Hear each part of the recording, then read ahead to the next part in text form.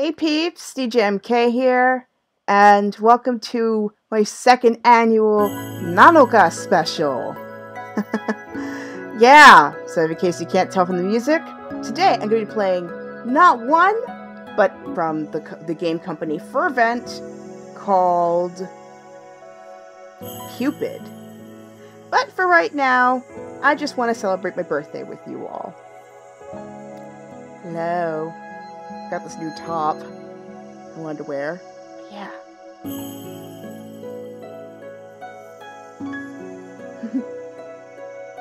But yeah, I'm just so happy to be here. I've got my Twitch chat right now. First off, I really want to thank you all for the sweet birthday wishes you've been sending me throughout the entire day. Just, you all have been the most greatest people today. Also, it's kind of interesting as well that these anniversaries happen 6 months of each other. I founded my YouTube and my radio show in February, and then 6 months later is my birthday, so it works out. So this is actually like the show's half birthday. But the show, in essence of itself, has grown quite a lot. We've gotten 16 subscribers on YouTube. Thank you. And we've got 9 subscribers on Twitch. So to all those followers, I thank you. And this wish, this is for you as well. So if you want to share in this little moment together, feel free to do so.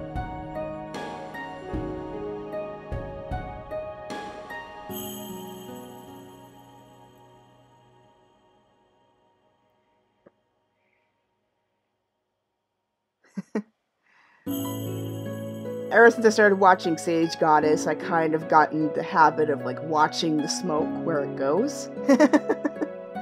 And also, while I do not have cake, unfortunately, at least not right now, I do have birthday cake Oreos. Completely funfetti icing. Mmm.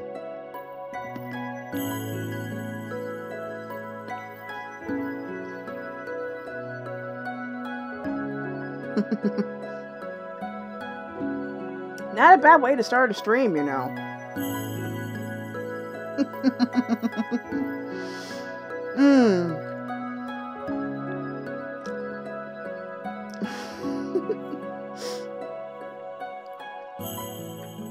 So anyway, and also, Uranus is in retrograde, yay! And also, apparently Steam actually improved their chat function this time, so... Not sure whether I'll use it or not. I think I'll stick with Discord, but it's a good thought, though, Steam. Good job on that. But anyway, I know Siloom's here. Oh! Hey, Steven! Steven, one of our new subs from YouTube. Thanks for the wishes. Not a fan of milk, huh? Yeah, I mean, some people aren't, some people are. I'm one of those that do it. I also like ice cream with these, too. It's pretty good. But anyway, let's get to it. So, as I mentioned last channel, during the stream yesterday, pre-birthday stream, I like playing visual novels sometimes, and visual novels are not a big thing, at least on Twitch. We have communities over there, but it's not that massive. YouTube, it's a bit bigger, because people can at least, like, recall and watch it. Let's see what went down. But I like to keep it pretty fun. Hey, Siloom! Thank you! So, in the last time that I played Cinderella Phenomenon, we completed Rod's route, which was, The Little Mermaid, in essence. And what I also discovered as well is that you pretty much have to get the route options exactly right. Otherwise, no matter what you do, you always get a bad end. So I know the probability is I am going to get a bad end to this first run. So here's what I'm going to do. I'm going to wear a rose for when I wear, like, yeah, here's what I'm going to do. I'm going to wear a rose for whenever I use a correct answer when I do the second run through, and a gold one for when I choose a different option.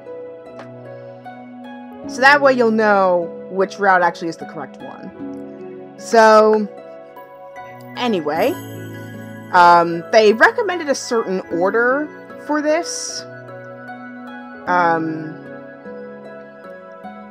They recommended a certain order for this game, so we did Rod's route first. So we're going to do. So we are going to do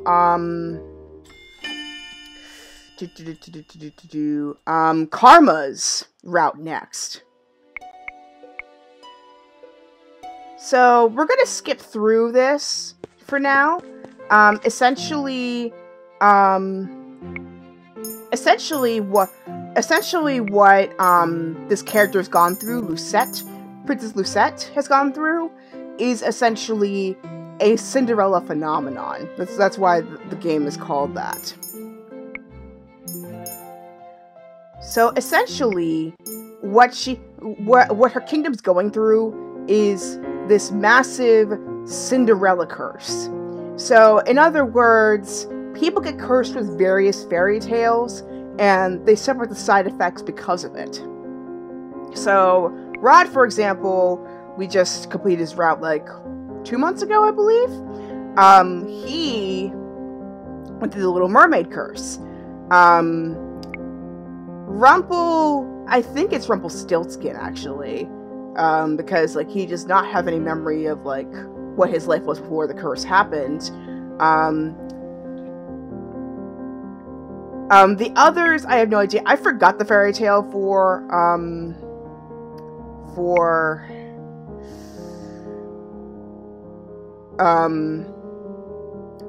this one. It's a pretty obscure one too, actually. And then I know, I think it's Franz, or it was a pretty cool name. I forgot. I know Fritz is like, it's something else, but Franz, I know he's the Peter Pan curse. So we already completed this route, so this is the next one we're going to. And the other thing is that I have to complete at least 2 of these routes in order to actually get the other routes unlocked, which is kind of frustrating because Franz and whatever his other name is, I'm sorry for not remembering, they're the ones I actually am most fascinated about, and yet they're the ones that appear last, and also they're recommended you do last in the game. So anyway, today we're going to be doing Rumpel's route. And honestly, I feel very comfortable about it, considering especially that even Lucette does not feel comfortable with this dude either. We're gonna get into it. What's wrong with Peter Pan? You're forever young! Bright side is you're forever young. Downside is, you're forever young. You're never taken seriously. Yeah, I haven't even seen all the characters yet, Steven. But yeah. Yeah, kind of an unfortunate circumstance anyway. But there's another one that was based on a Mauritanian fairy tale, which I'm going to play next. Probably tomorrow, actually, because I've been curious about it. It's still in development, but it looks really cool. So, that'll be coming up tomorrow. But yeah, I don't know why the first person that popped in my mind was Rumpel. And here's the other part that's pretty challenging about this game. Is that Lucette is the most stubborn person ever, especially in the beginning of the game. Like, it's so easy to hate her. And yet, I have to think as if I'm like her for these answers in order to be able to do the best possible ending. There's 2 of them usually, but yeah. Just because he puts a smile on ladies' faces with his flirting does not mean he can help you do a good deed. So, oh yeah, she also has to do 3 good deeds in order to break the curse, because that's part of Cinderella, is her good deeds that she does while she's not in the wealthy situation. And yet, here I am. I find Rumpel on break, surrounded by a few giggling ladies. His hands make dramatic sweeping gestures as he showers them with compliments. And you, my sweet, are like sunshine peeking through the clouds on a dark day. You litter the ground with so much golden light and make every flower reach out towards your warmth. On second thought, maybe I should reconsider. Princess. Oh yeah, also, the side effect of this curse is that pretty much except people who have been fairy tale cursed, nobody remembers Lucette. Period. Rumple notices me, however, and immediately waves me over. Oh man. And thus the first hard decision of this game. To turn and walk away, or walk toward him. On the one hand, it was tempting to just walk away and give up. But on the other hand, though, we do need some help. Yeah, he's a sweet talker. He's a sweet talker. Because on the one hand, we could just walk away and pretend we didn't notice him and just reconsider this whole thing. On the other hand, though, this could be the first critical decision we have to do because we need his help. So we may have to walk toward him. Yep, he's a player. He's just going to insist that I come back. There's one thing I've learned about Rumple, is that he's persistent. Why do you look surprised? I'd assume you'd just walk away, like you always do.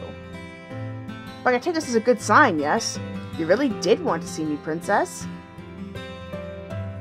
The silent treatment only makes it all more mysterious, Princess. And the mysterious is always exciting. Oh my god. What is he rambling on about now?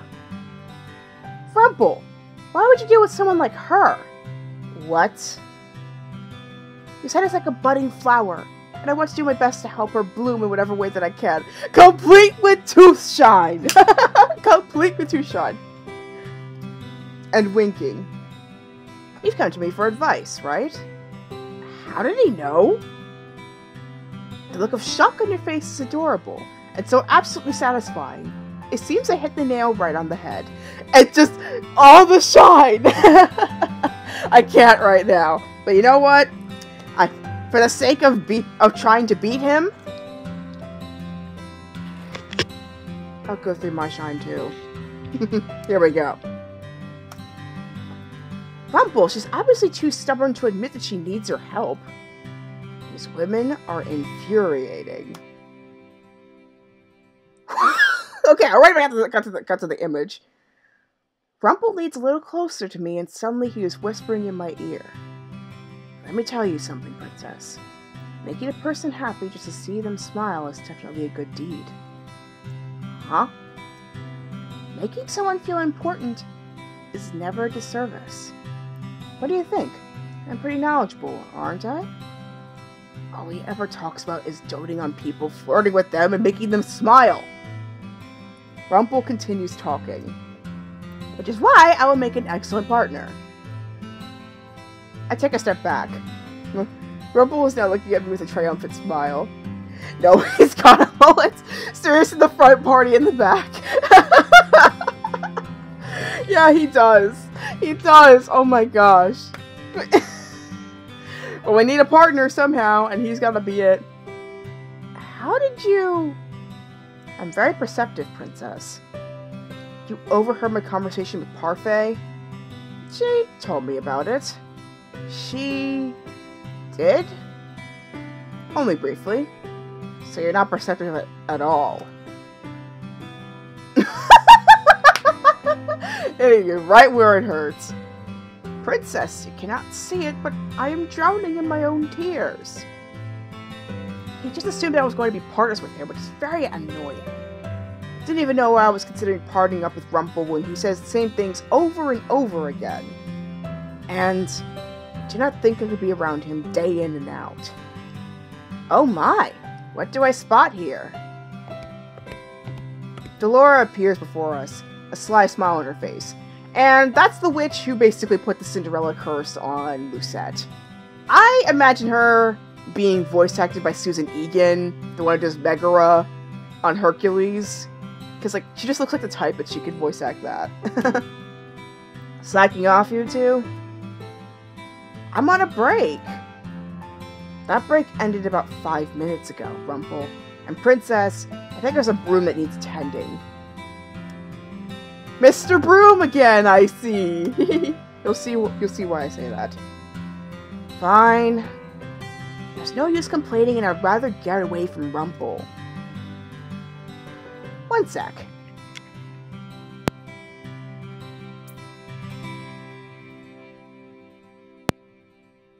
Everybody, I'll be right back.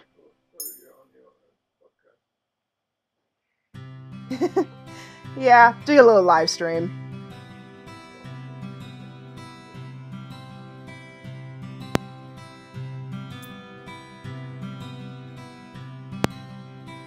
What? Dark hair check, dark holds check, evil. But believe it or not all witches are evil. It's pretty interesting. So, there's kind of like these two crystals that kind of show up. There's one that's controlled by the fairies, and the other one is controlled by the witches. And the evil witch gets killed off, about when Lucette was a child. There's a little twist to that story, which makes it even more interesting, which we'll get to, hopefully, today. My lovely ladies, I'll be back later. And I promise that we will continue our conversation without any interruptions. Oh, and Princess. We'll continue our conversation later as well. I walk off before Rumple could try to shower more of his compliments onto me. Making a person happy just to see them smile? Can such a thing really be considered a good deed?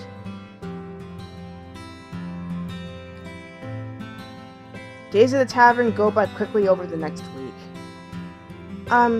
Princess? Princess? You've been staring off into space. I was just thinking. I just finished using Mr. Broom, and now I'm helping a niece sort some of the shelves in the back. Rumple has taken out the serving for today. The women always enjoy him, but the men are always glaring at him. They're jealous of Rumple, I think. Who? The other men. Anise looks over at the men that are glaring at Rumple as he drifts between tables. I'm worried about Rumple too. What are you talking about? You were looking at Rumple with a funny expression on your face. No, I wasn't. My words are clipped, and my voice is cold. Anise looks at me sadly, but I do not care. What I do is none of her business. I think the girls are jealous of you too. What? I glance around the tavern and notice that there are girls glowering at me. I'm not unaccustomed to these glares, since people have always looked at me this way. During the times I left the palace, people gave me the same looks, but this feels different somehow. Why would they be jealous? Because you're Rumple's partner. I am not his partner. You're not? He's been telling everyone that you are. I never agreed to being partners with him. I felt your longing gaze upon my back, and I have arrived, my princess! Yeah, I'm hamming this up today. I'm having too much fun. Rumple suddenly appears before the two of us, smiling brightly. I suddenly have the strong urge to slap the smile right off his face. We are not partners. Princess, you asked for my advice. Advice that I gave to you because I care. No one else cares as much about you as I. And so I proclaimed us both partners because we are a match made in heaven. You're so overwhelmed with gratitude that you are at loss for words. The male-female ratio of this tavern is amazing. Yeah, indeed. It's fascinating. I mean, there's quite a number of other characters in this place as well, but you're just not seeing them on screen. But yeah. If I could throw something at you, I would. A punch packed with as much strength as your love. I can only groan in response. Oh my. Hello everyone. It sounds like you're having fun. And that's Parfait, the fairy who runs this bar. I think it's called like the Marchen, or the Marken. I don't know if it's a hard C or a soft C. My German is not very sharp, even though I am part German. Anyway, how is this fun? Rumple is never fun. All he ever does is spout nonsense.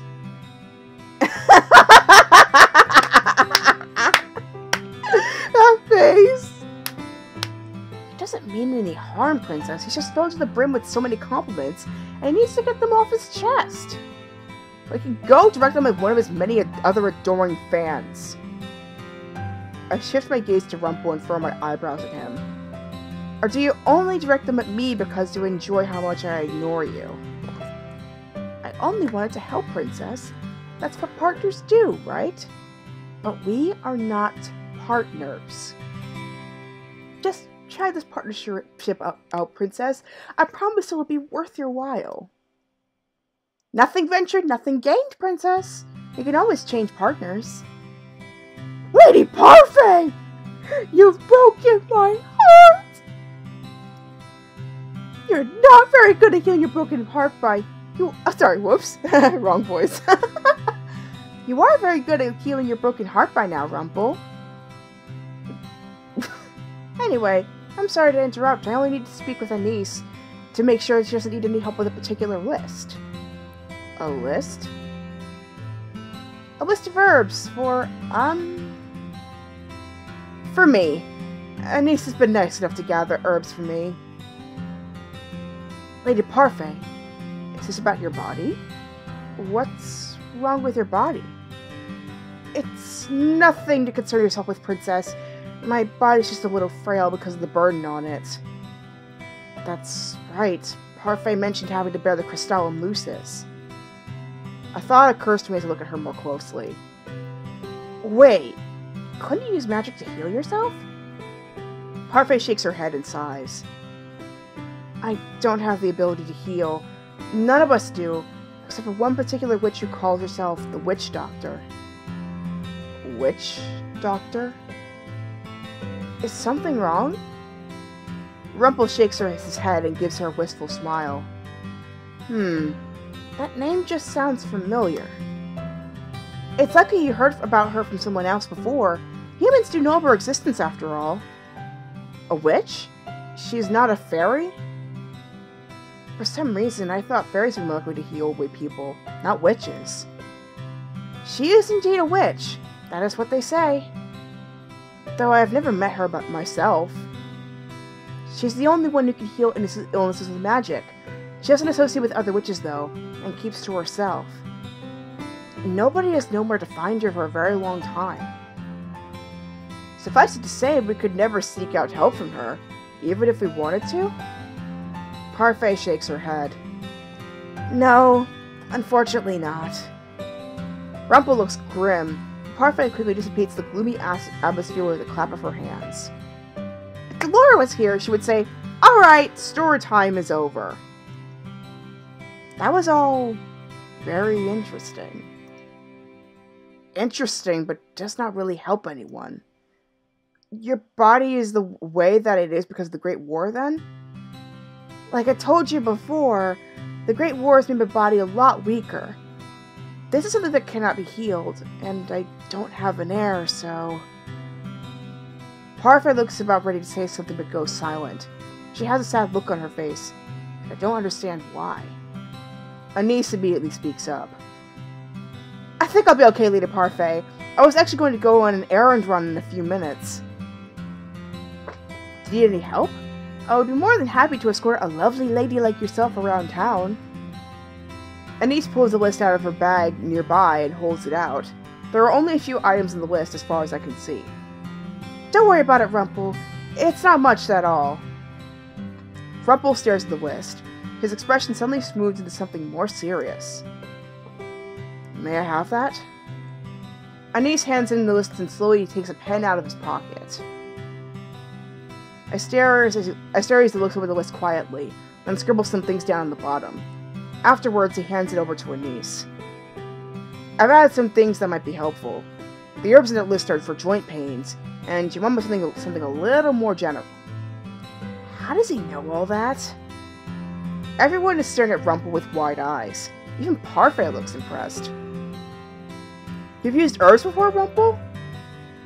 Maybe. I don't remember, but for some reason, names came to the top of my head as I was looking at the list. Thank you. Is Anise too young for him? Probably. Then again, we don't know his age, and also the effects of his curse for another, so we don't know. But yeah, probably. To kind of get a little bit of backstory, the Great War was like the conflict between like the witches, and the fairies and the humans. Like basically, but more so the witches and the fairies, and like the humans just happen to be right in the middle.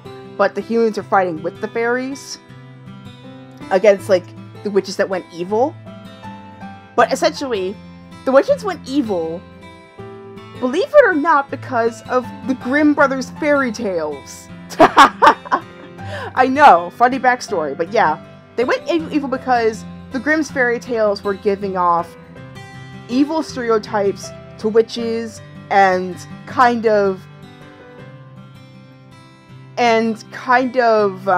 prankster-like stereotypes to fairies. So humans started getting terrified of any magical beings. And so they started shunning them out of the kingdom to the point where they just started getting really, really upset.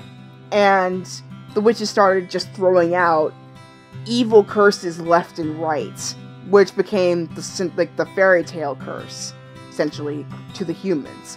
So humans, ever since the Great War, which also we defeated like the head of this rebellion, have been getting these curses left and right, and so they've had a huge distrust of practically anything magical, unless they're cursed themselves.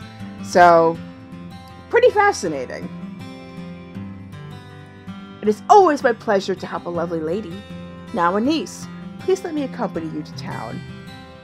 I would love to help with whatever I can, and more names might come to me. That sounds nice. Thank you, Rumple. Rumple turns to me, a mischievous smile on his face. Whenever he looks at me like that, I know he's going to suggest something ridiculous. Prince Lucette should accompany us, for the experience. I do not need experience. How are you going to shower people with compliments if you know nothing about them? Being out in town will be good for you. Rumple has a point. The more you expand your world, the more willing you are to learn more about people. I do not need to be lectured. Oh, Princess, it wasn't meant to be a lecture. I'm just letting you know that experience is invaluable. Indeed, whether it's kindness or a job, experience is invaluable. DJ MK 101. Anyway. Come on, Princess. Let us escort the lovely Anise around town. What about your work? Apple puts a finger to my lips and grins. No one seems to have thought of that, so it would be our little secret. I wish I had Jeremy Irons' voice for that, because that was great. I slap his hand away, but he just grins at me jovially. How did I get dragged into this? Please, don't stay out for too long. We won't. I make my way to town with Rumple and Anise. The majority of the conversations we have are one-sided, well, with Rumple giving us both the usual compliments. He never seems to tire of it. Rumple helps Anise pick certain herbs and a few other medications, and accepts all the compliments she gives him with a triumphant smile. I know Anise knows about herbs because she's helped me before, but how does Rumple know so much about them? This must be part of the past he doesn't remember. Anise enters a store by herself at one point, leaving me alone with Rumple. I'm a mysterious man, aren't I? I turn to look at him and notice the easy smile adorning his face. A man with amnesia is full of secrets, after all. I bet you're even more curious about me. Women always love mysterious men. Who says a bit of a stick in the mud? Yeah, I mean, at least we found out why she's a stick in the mud, but it still doesn't make it any easier, I admit, especially with the first few portions. With the flashbacks, you can kind of see why. So if you're curious about that, there's a playlist under my channel. I think she said something along the lines of Visual Novel Wednesday, Cinderella Phenomenon, Rod's Route. That's the only one I've completed here. But if you're curious about what her backstory is, you just want to like go through all that, feel free to do so. I didn't particularly care. But Princess, If my curse is my amnesia, then shouldn't you care somehow? As partners, we're going to help each other out, right? I do not see how it can help you with your amnesia.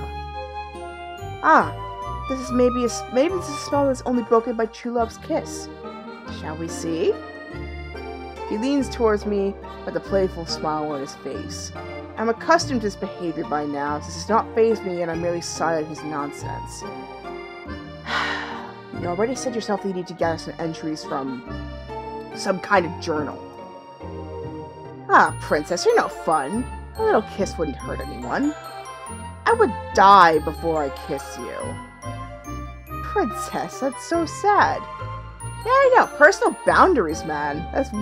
Granted, she's sticking in the mud, but at least she knows her limits. And I know mine. He says that, but he's still smiling. Why is he so unfazed by everything I say to him? You only ever have terrible suggestions. It was a mistake to trust you might have good advice. But I have great ideas. You haven't helped with my curse at all. I have been trying, though.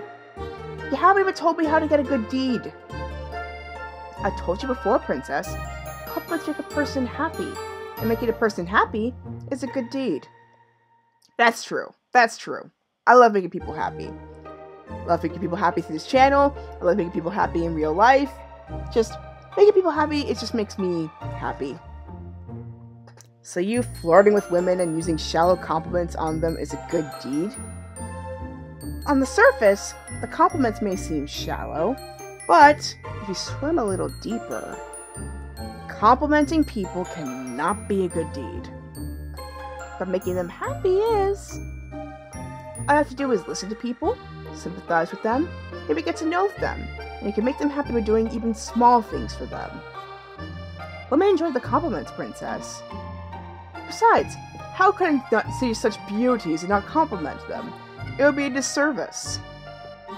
You know another voice actor I've been thinking of? The guy who plays James from Pokemon. He'd be a good fit for this too. Feel free to comment in the chat below or something, like, what voice actors would you pick for these various characters? Delora, I'd pick Susan Egan. Rumple, it's kind of a tie between Jeremy Irons and the voice actor of James from Pokemon. King Gennaro, I don't know, that could be anybody. Rod, I'm thinking Nat Wolf, probably. But yeah, there's so many people. Who said? Maybe Aubrey Plaza? I know, Delawarean bias, but she would be pretty good Lucette. You give compliments to people you do not even care about. Princess. Rumple's voice trails off as he stares past me.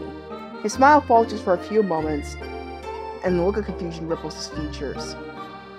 I turn to follow his gaze, and see a small boy staring at us. He is shyly hiding behind some kind of notebook. There's that seriousness again.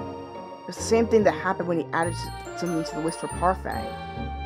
Then suddenly, the expression changes into Rumple's usual bright smile. And that face is a bad sign, the kid. Hello there. Would you like to come and speak with us, young sir?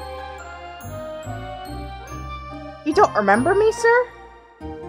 Oh, do I know you? I used to come to your clinic. I knew it! I called it! He's a doctor. I knew it. I used to come to your clinic. You saved me before. The boy draws closer to us, still hiding shyly behind his notebook. Ah, I'm sorry, little sir. I'm afraid my memories are a bit scrambled right now. I can't even remember my own name. Really? I'm not good with the names of actors or their faces. Well, if you're good at remembering characters or movies, that's a good place to start, and then you can go from there. Like, whatever kind of comes to mind, that's a good place to start. Where's the niece? Why is she taking so long? The The last thing I want to hear is a conversation between Rumple and some child. He's going to shower this boy with compliments too? It's a shame I can't remember a boy as bright as yourself. And there it is. I'm not that bright, sir. Not as bright as you, but I want to be. He holds up his notebook, which is a small name scribbled in the corner. The words, "My dreams," are written in the front cover in cursive letters. What's this? I want to be just like you when I grow up, so I started a book of dreams like my mom told me to. She said I could become a doctor too, so long as I tried my best. Indeed, kid. Indeed. A doctor? You forgot that you were a doctor, sir? Rumple? A doctor? The boy continues to hold out the book, and finally, Rumple takes it and flips it open to the front page. Rumple is holding the book close to his face, so I cannot see it. I rise to tips of my toes and attempt to look over his shoulder. At first, Rumple does not notice me as he stares at the page. Then, belatedly, he realizes I'm there and lowers the book so I can read too. I lean so close to him our shoulders brush. My eyes scan over the page quickly. The handwriting is crude, barely readable actually, but I can still make out the gist of it. Rumple slowly reads the words aloud. When I am older, I want to be exactly like the kind doctor that saved me when I had no one else to go to. The boy's face flushes as Rumple reads his words aloud before his curious gaze lands on me. I don't remember you. I look at the boy, irritated. Are you the doctor's wife? Well, I'm sorry. The music is a bit of a total whiplash, but I mean, that's kind of a funny result. Rumple slowly looks up, eyes wide. He looks down at the boy, then at me, his face suddenly solemn. I'm surprised by the words that leave his mouth next. Yes, she is.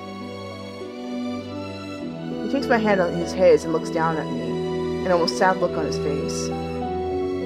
What's wrong with him? And here's the first tricky decision of the day. Oh boy.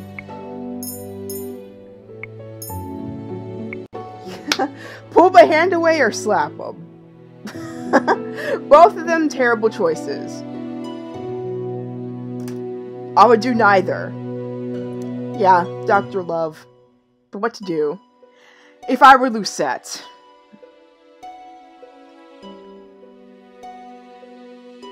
I mean, on the one hand, I think as a princess, she would have enough restraint. She would have enough restraint to just pull her hand away. But on the other hand, though, slapping is what she would actually want to do, but I'm not sure she would have to act on it. This is tricky. Because I could see her doing both of them. It's tricky.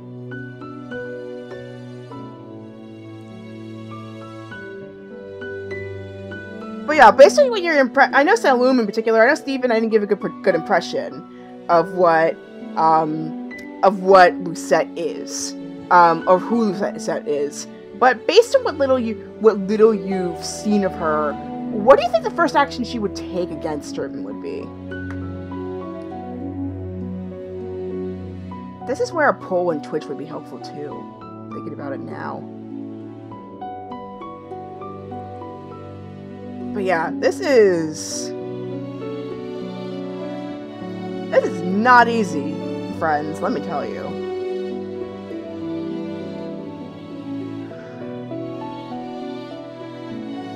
Because, again, she doesn't seem the type to embarrass people, but on the other hand, though, I think in terms of herself, she wouldn't care.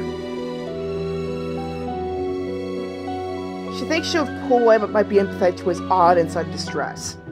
I agree, but here's the odd part. This is early Lucette, where she's struggling with even the basic idea of kindness. So I don't know if it's going to work here. On the other hand, though, Yeah, again, as a princess, she might have enough restraint that she wouldn't act on it. So yeah, I think I'm gonna go with that, actually. Pull my hand away. Let's try it out. And besides, I said earlier, if it ends up being wrong, we'll do the corrective route. He has such a strange look on his face. Slowly, I try to pull my hand away, but Rumple holds tightly to it. The sadness in his eyes becomes intense anxiety. It's something like fear dancing in his eyes.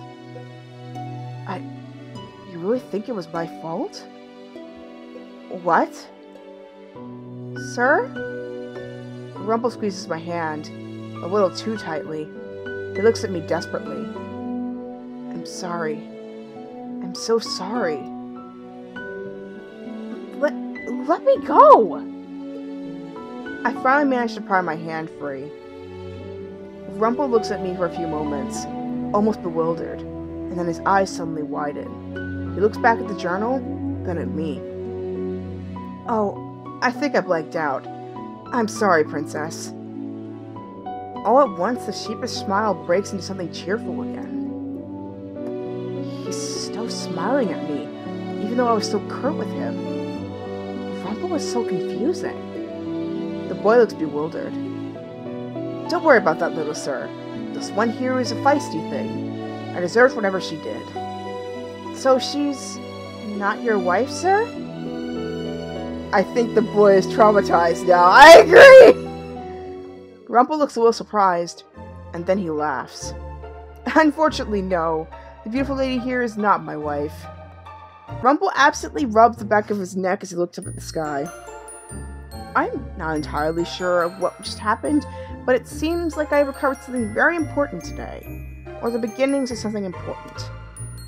Something important? Is he talking about a memory? He hands the book back to the boy, then he leans down and sets a hand on the boy's head. A bell chimes behind us as a niece comes out of the store, carrying a bag full of what I assume are herbs and medicines. And how convenient! After all that drama is said and done, you finally come out. Like, did you just, like, watch? Did she just basically just, like, watch from, like, the window as everything was going, all the awkwardness is going down, and then she finally decides to come out?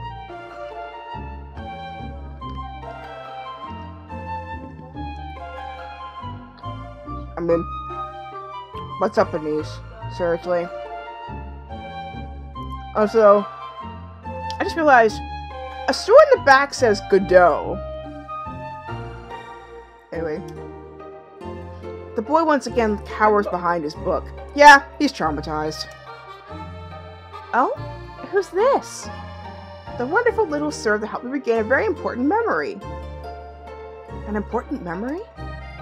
Rumple stands, looking triumphant. I, my good lady, am a doctor. Oh, really? Truly. Yeah, I know, how convenient. Rumple turns back to the boy, who he asks a few more questions. He even asks the boy his name, but much to my surprise, the boy shakes his head. I'm sure you told me your name, but I don't remember it. It's like my curse. No one remembers being a princess, and no one remembers Rumple's true name. Rumple thanks the boy again many times over and even buys him a few pieces of candy. The boy's eyes are practically glowing out with excitement, and he doesn't stop smiling. After we see him off and start to head back to the tavern, I begin to contemplate. I'm curious about something. Oh? You said you needed to fill your journal with memories in order to get them back, but the journal you just read wasn't yours. It appears not. It seems that the 3 entries that trigger my memories just need to be written by people I know? Reading them triggers my memory, and then the full entry probably appears in my journal. I'll have to check it when I get back. I see. But even without looking into the entry, a memory came to your mind? Rumple gives a short, distracted nod. It's not complete, so I'm hoping that something really has appeared in my journal. It feels like it must, considering I remember something so important. Do you remember anything else at all? The young man we just met, believe they used to come watch me work before. I knew him. He used to look up to me. He was a sweet child. The memory's foggy, but yes, I believe something did happen to him. He became ill.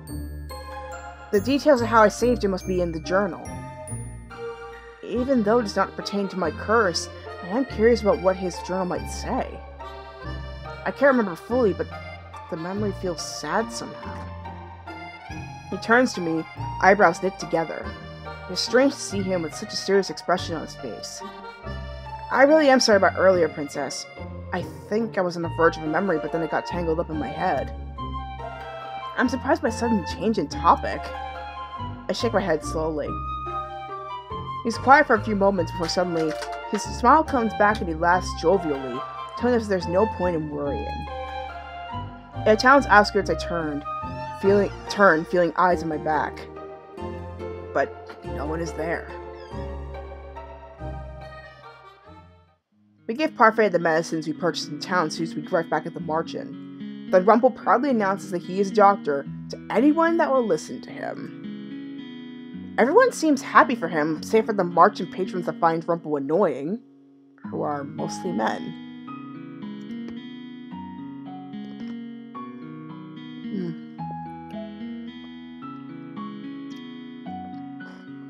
Which kind of begs the question, was Rumple like this before the curse? Or just conveniently like this afterward? Because it just makes me even more curious as to what he was. I mean, besides the doctor thing, like how he behaved before the curse hit. Anyway, afterwards, Rumple asks Anise if he might be able to take over the medications for Parfait, if only because Anise is busier than him. Rumple hasn't been in the Marchen long. He's already found something to help break his curse. And then there's me. Do not think anyone will be able to help me. At the end of the night, when I finally have time to myself, I return to my room to rest. The next day, I'm sent right back to my chores. Rumple was nowhere to be seen in the morning, and Anise says it is because he's tending to Parfait. He appears later in the afternoon, still full of smiles and silly flattery as he goes back to serving. How does he have so much energy? Coffee! The most magical drink in the world!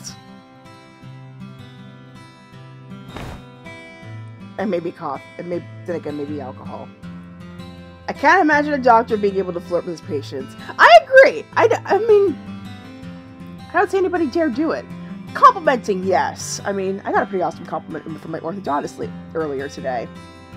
But flirting, though? I don't think it would pass.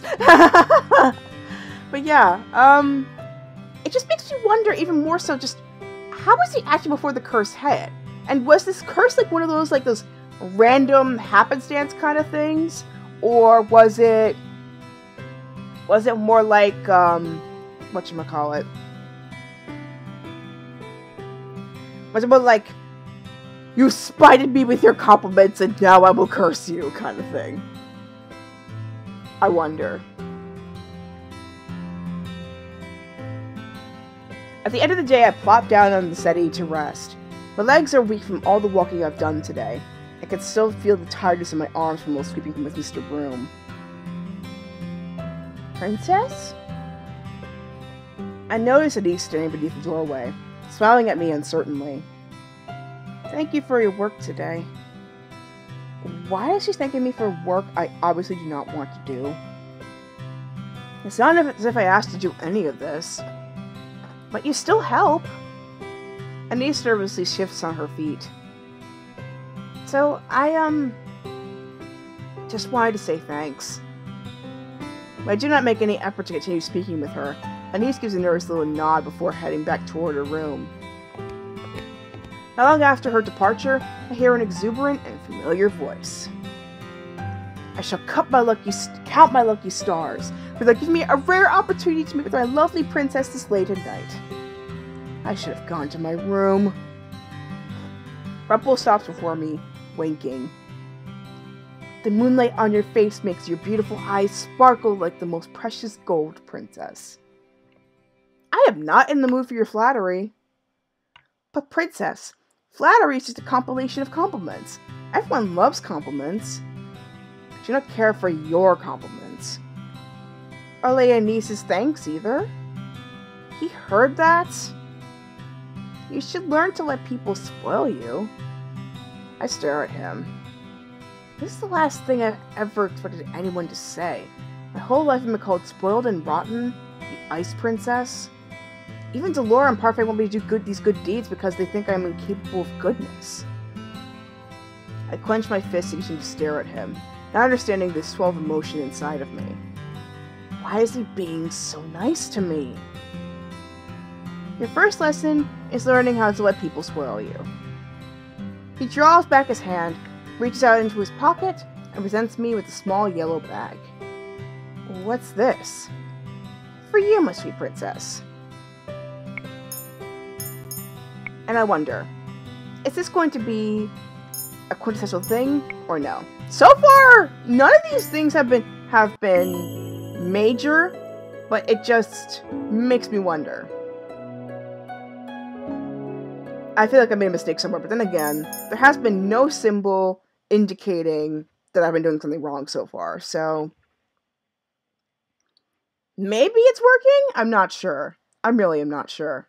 But anyway, let's go on to our second visual novel of the day, which is Cupid. Now this was supposed to be like a more dramatic and a much darker visual novel from what I've heard, and it's gotten quite a number of pretty massive endorsements from a lot of people, so I'm kind of excited to see how this one turns out. So alright, here we go. Cupid. Huh?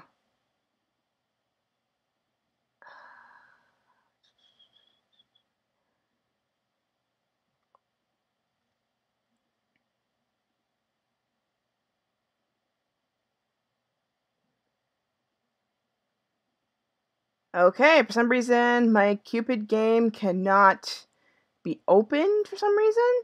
I'm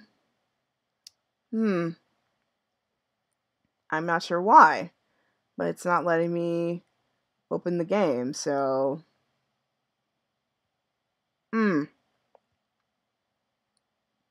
that's frustrating. So anyway, let's see.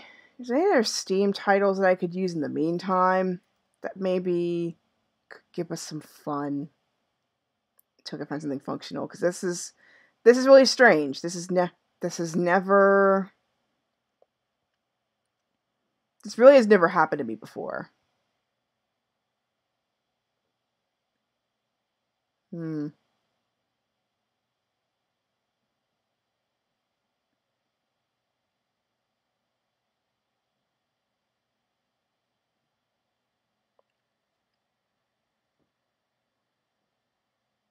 But that is strange, because that has never happened to me before, that I couldn't open a certain application.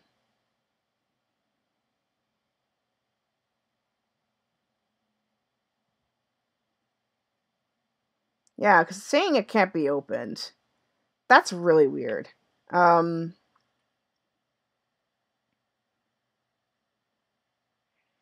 me try my Steam.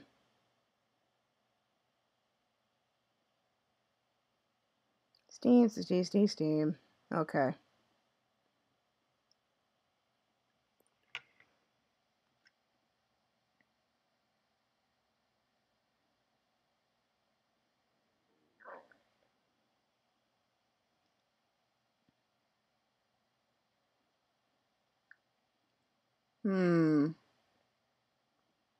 Oh, okay. Actually, we don't have the entire game, but the other thing I could end with instead is the Stanley Parable demo.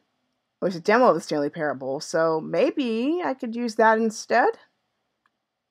I know, not exactly what I scheduled, a modification for scheduled programming, but I still hope that nevertheless you enjoy it. Because Believe me, this is not part of the plan either. But anyway, I've never played the Stanley Parable. It's by the same guys who did Dr. Langeskov, that weird tiger one. That was kind of hilarious. So yeah, here it is. The Stanley Parable demonstration. Of course, the full game's already out, so... So you can easily watch this on YouTube, but... Okay. Oh man, I forgot to check the settings! Well, what controls they are. I'm assuming it's exactly the same as, whatchamacallit, Dr. Landeskov and the Whirlwind Heist.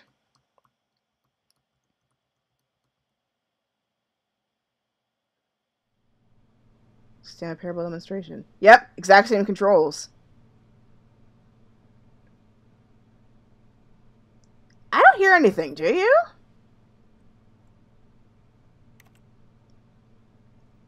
Oh, right, it's WASD. I forgot. Go parking. Oh, here we go.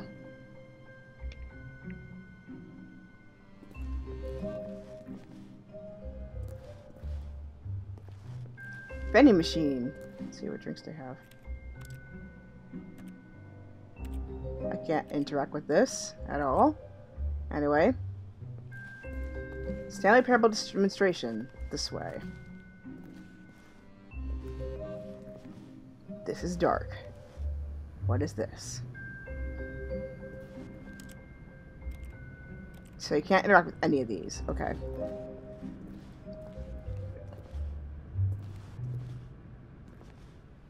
Your number is 27. Welcome 28. to the Stanley Parable demonstration. Your number is 28. When your number is displayed, please enter the demonstration room. Thank you, and have a pleasant demonstration. Okay.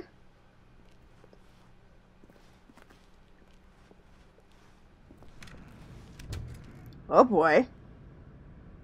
Do not stand on this side of the fence. Waiting room. Please wait for your number and then enter. Thank you. So we're at number 20 right now. Spilled coffee. Now serving 22. Can I pretend we're 22 and just go in? Now serving 23. 24.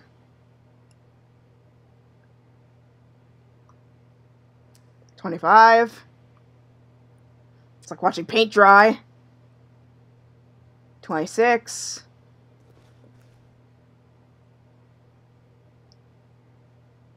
27. And pretty soon should be 28. 28. There we go. Famous demos. I hear voices. I hear voices up my left ear. Am I right? It's so weird with headphones.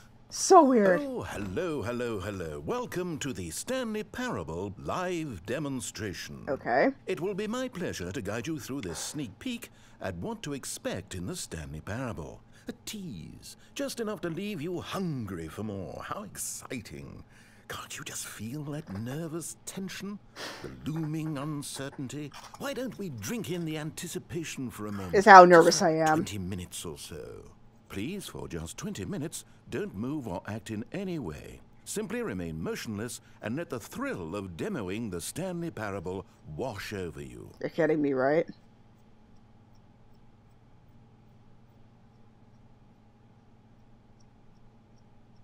You're asking me to be standing still for the last 20 minutes of my stream. No. Oh, I get it. You're too anxious. You can barely hold still. Well, tell you what. I think we should walk off that nervous energy before getting the demo underway.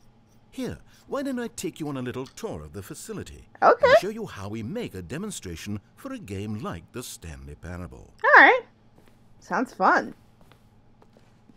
This is where I and the other proctors have been working meticulously to construct a demo that explains clearly and concisely exactly what the Stanley Parable is. how it plays, and why you should spend real-world money on the main game. Video game demonstrations are tricky, and without the proper technology, you run the risk of the player having no idea what to expect in the full version. Wait, didn't they recycle this facility in that Dr. Langeskov game we played last stream? Demo admin 10. Yeah, it feels like they recycled it.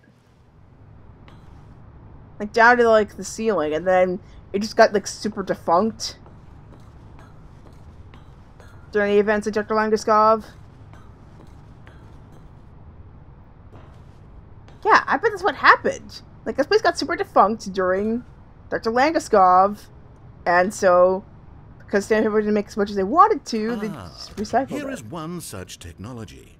These buttons are meant to convey the meaning of choice and the impact of the decisions you make. Which is nothing! Choices carry tremendous meaning and consequence. Didn't you know that? Go ahead. Why don't you try picking one of these buttons to press, and we'll see what your choice says about you. I'm going to play with this. Play. How fascinating. Did you know that 94% of all people who select that particular button are sexual predators? What? You see, our choices really do illuminate the very intangible nature of our minds and souls. No, I'm not. No, I'm not. Play with another button. Play with another button. Darn it. Okay, what else can I show you then? This place is the buffalo of game design. Nothing is wasted. Demo status. You know what? What about this? Compliments. I want to be complimented today. It's my birthday. Give me a One of the most compliment. important parts of administering any demonstration is pumping up your ego and appealing to insecurities about your sense of self-worth. That's why we use this room to develop cheap compliments to shower on the player during the demo. Go ahead and press that button to see some of the superficial flattery we've been cooking up. Okay. My heavens, I've never met someone who can consume as much uranium in a single sitting as you can. Just look at you go. Ha ha ha! Of all the people I know who are playing this exact demo at this exact moment and standing in this exact room, your performance is easily in the top 5,000. Top 4,700 even. I won't go as far as 4,600. It's another one. One more. One more. One more.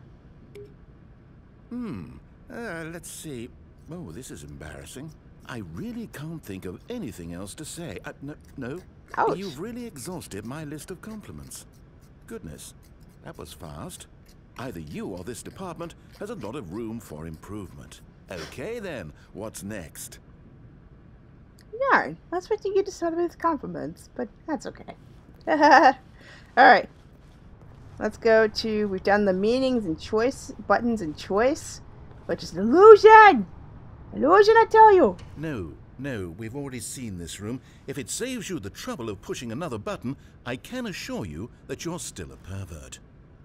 Ha ha ha. Alright. Compliments. Demo status. This device tells you whether or not you're inside a video game demonstration. Somewhere around here, there's also a device that tells you whether or not you're inside a device that tells you whether or not you're inside a video game demonstration. Haha. Demoception. Whoa.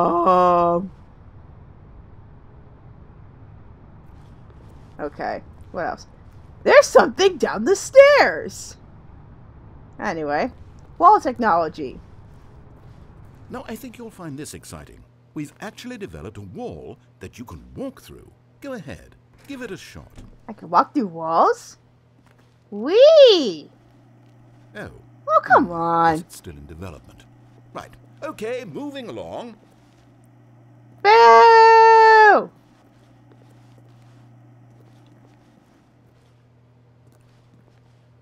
It's so weird. How's the anticipation? Still feeling it?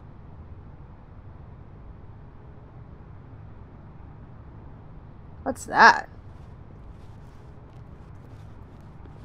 It says out of order. Notice. Ooh! Important rules for properly administering demonstrations.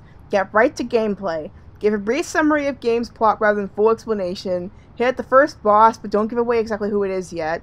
Make all cutscenes skippable. Demo should last exactly 8 minutes. Players should... Whoa! Hold on. There we go. Players should not be confused. Okay. Interesting. And just art. Final choice. Emotion boots. Here we go. Watch out for the tiger. Now here's what we use to convey story. These booths convert text from a story into raw emotion.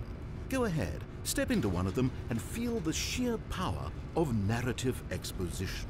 I can't do happiness? I like happiness. It's just an like emotion room and courage and embarrassment and confusion? Oh, that's a confession. Confession booth. Despair. I want discovery. Let's play.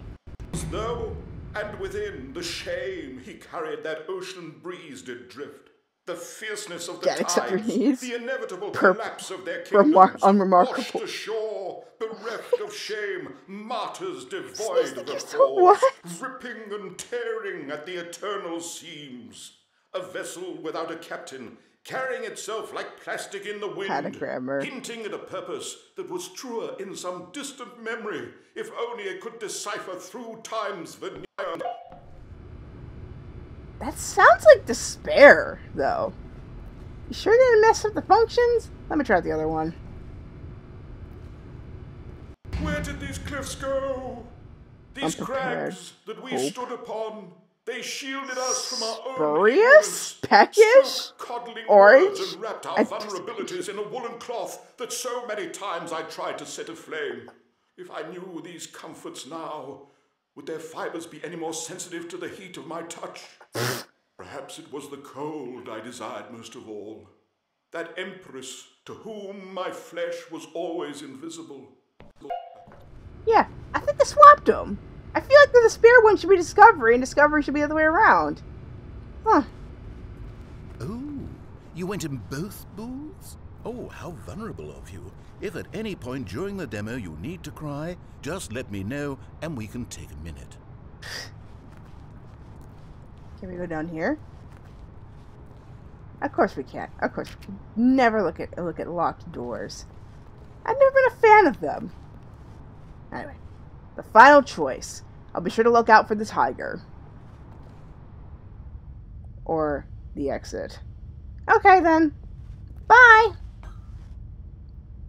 Oh, do I like the Stanley Parable?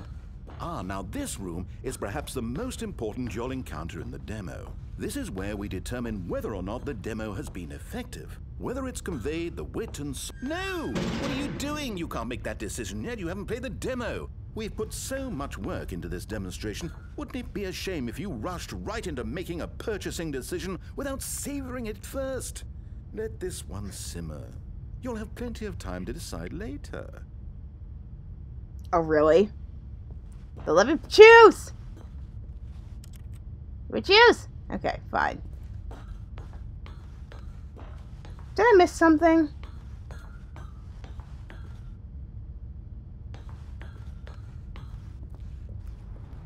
So, we did the wall technology, we did the buttons and choice, we did the demo status, we did compliments, we did...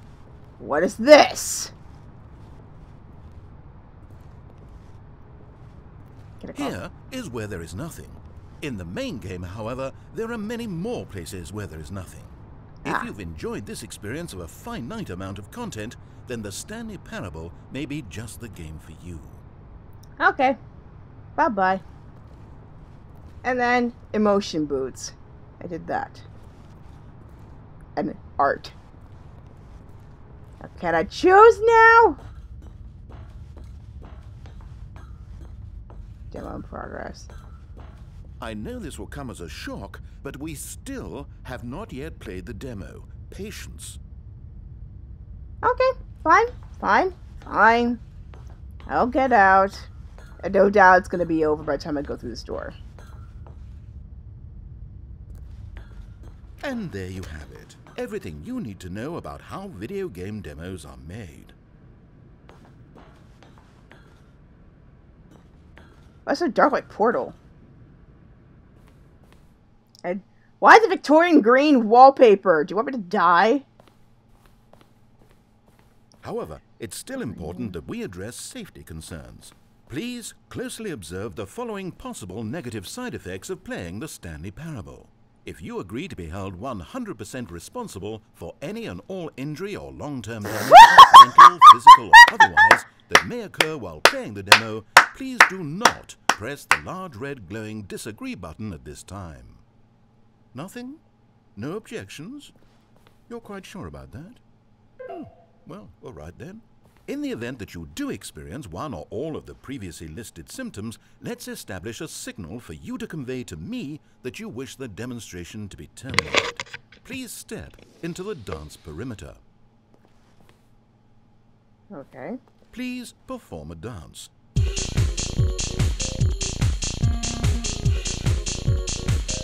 Your dance has been recorded. In the event that you feel confused or disoriented by anything you see inside the demo, perform that dance, and I will terminate the demo immediately. Right. All preparations have been made. It is time at last. Are you prepared for the Stanley Parable?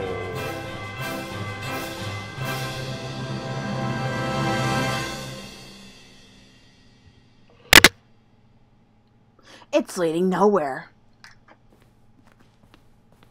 It's nowhere. I'm just going through an empty hallway. Oh wait, what? What are we doing here? Welcome to the Stanley Parable demonstration. Your number is 29. When your number is displayed, please enter the demonstration room. Thank you, and have a pleasant demonstration. Yeah, man, this is it. It's an endless loop. Okay, I'm lost. Let's just get back to the green room and start the demo again. I must have done something wrong the first time. No, you didn't. Come on.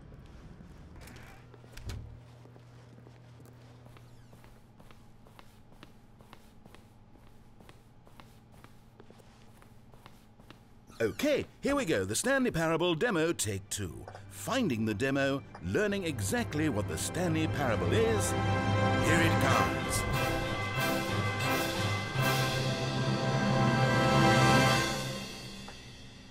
Oh, that's different. Here we go. The Stanley Parable. Oh wait, what's this?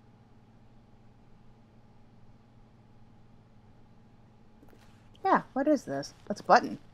8. 8. 8. Wait. This is all wrong. This isn't the Stanley Parable. This is a game where you press a button and it says 8.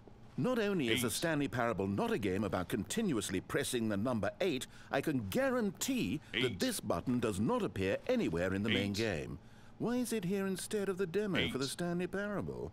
Where did the demo go? 8. There was an actual demo here before. 8. Something has gone wrong. It's all gone horribly wrong. We need to get you out of here before you start forming impressions of the Stanley Parable based on whatever the hell this 8 game is. We need to get out. We need to start over. You mustn't stay here another minute. Out, out, out. Go, go, go. One more time. 8. Okay, we're going. 8. Imagine if this had been the demo. What would you have been thinking? You'd have left with no idea what the Stanley Parable is about. None whatsoever.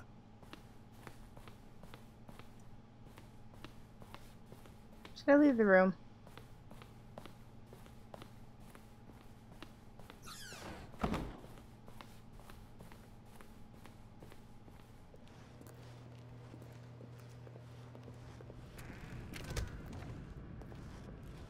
Welcome to the Stanley Parable Yes, we heard it all the first demonstration. time. Your number is 30.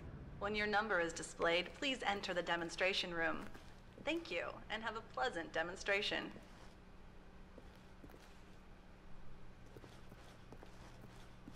Okay. There's the exit. Okay, now let's take a minute to get something straight here. When you sit down to play this demo, you are assuming an amount of responsibility for its outcome.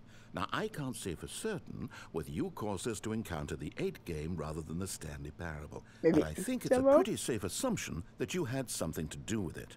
At this time, please take a minute to think about all of the mistakes you've made in playing this demonstration, as well as your lack of respect for demo taking in general. Oh, come on.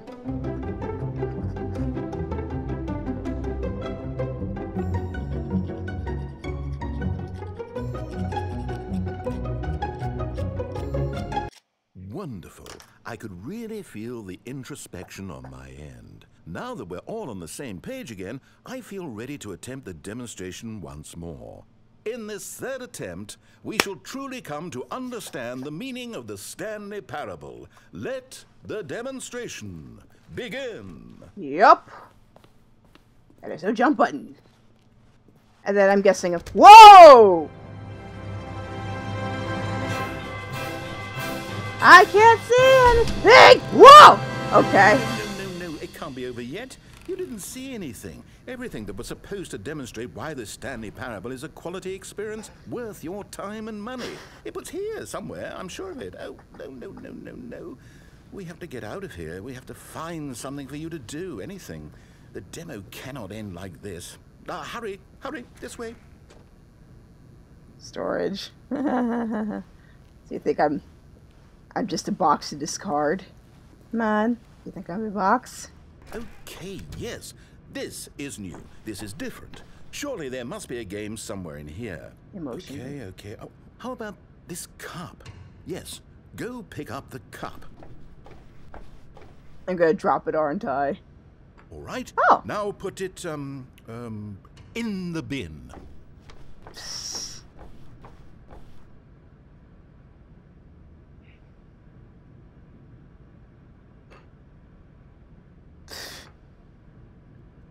I failed simplest tasks. You did it! You won! You know what you get for winning? An achievement. Wow, the Stanley Parable just keeps getting better and better. In fact, let me take a little survey of your experience. Based on what you've played so far, would you purchase the Stanley Parable? I don't get it. What is this game? I'm on fire! You responded, What a clear and straightforward demonstration of the merits of the Stanley Parable. I am convinced of the quality of the full. I didn't press anything! you really do get it. You understand. Oh, I was so worried. I just wanted you to know what I see in the Stanley Parable. What I think makes it, well, special. It's so very difficult to put into words. Oh, we're all beyond that now, aren't we? Come along. Let's get to the end and the final choice. Alright. And I bet it's not gonna let me answer it still. Ending, where are you? Where are you? I can't put this agree button. He took it out. Dang it! Is this it? Yes, the end. Now, this is where we want the demo to be over. And I think it's time for you to log your final decision as to whether or not the Stanley Parable is any good. And it all comes to this. Please consider very carefully before answering. Much is at stake. No. No. Is it working? Are you sure? No. You sure you pressed the button? What? No, we finished the demo. Did it start again? Hello? Is anyone there? They already finished. They said they liked it. I need someone to stop the demo. Hello? We need to go back. We need to get out of here.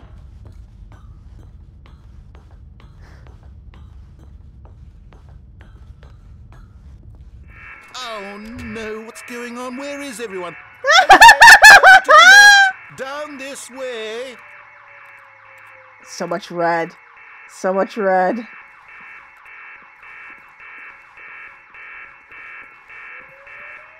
What would have happened if we went to the red room?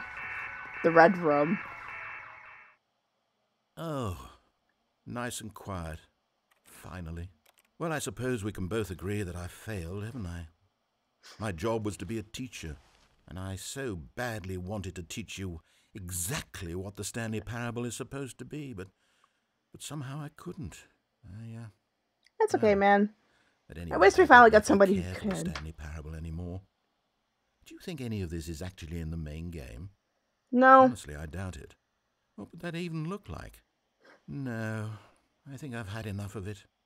No more doors, no more demonstrations, no more endings. That's the other problem with this game. There's too many bloody endings. I'm sick of them. How can one game end so many times? It doesn't make sense. Oh, but back at the beginning of the demonstration, now, that was lovely. No concerns about where it was all going. No confusion. Just a blank slate. Yes, that's what I want. A game of beginnings. Hey, do you remember, just a few minutes ago, when we met for the first time, and I showed you the technology used to make the demo? pressed through that? Because I thought there actually was a demo. I pressed through the wall! Oh, we were so naive back then. Okay, How come on, little find the we wall. knew of Find the wall. world. And then when we ended up back in the waiting room, even though you'd already done that before, yes, it's Whoa! still so fresh in my memory. Oh my god! It was such wonderful. I'm trapped in this place! Ooh. And then when we played the game with the cup and you won, and then we kept wandering and we ended up in a stairwell somewhere, and we just kept climbing and climbing, flight after flight after flight. I thought they would never end. And then we were on some kind of catwalk. I didn't have any idea what was down there. Did you? Okay. And we just kept going, and we found that elevator, and it said escape on it. And we talked about it for a while, about how we couldn't possibly know whether this was really an escape, but that it seemed worth a try, and at the very least it would be an adventure. So we got inside, and we rode the elevator up and up and up. We had some sense that the end was coming, but we couldn't possibly know when. And then after so long, it finally stopped, and we stepped out into the lush outdoors, the trees, the wildlife, the sun rising on a new and glorious path. Freedom. We were free. There was nothing to think, nothing to know. Simply us being right there in that moment. Wasn't it so beautiful? Wasn't that moment so singularly, piercingly beautiful? We were free. Probably.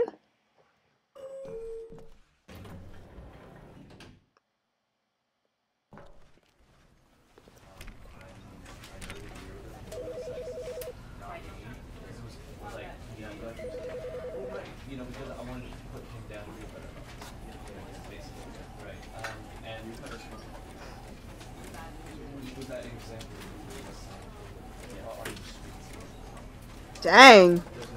That's deep. I'm actually tempted to play this now.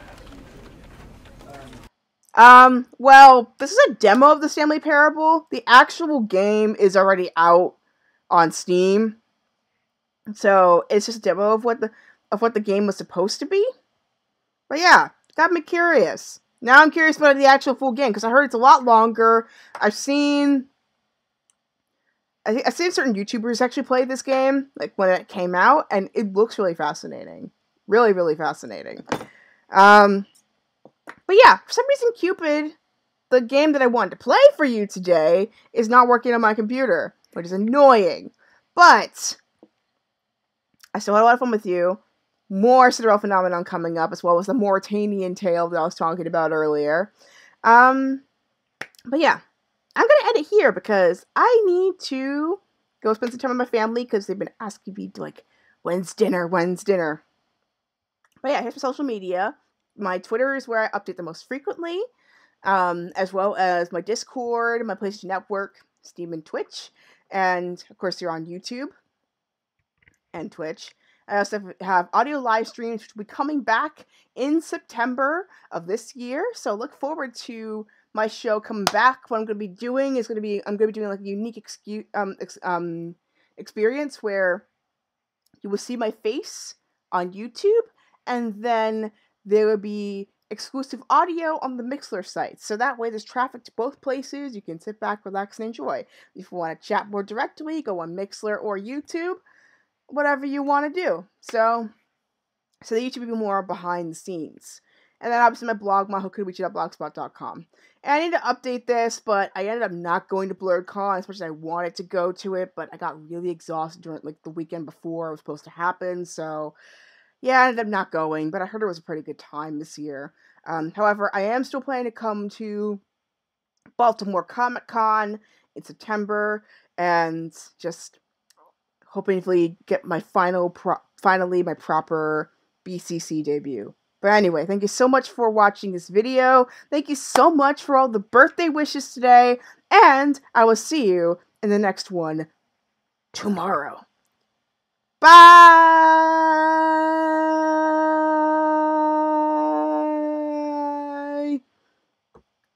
And thank you very much. Bye, Salem.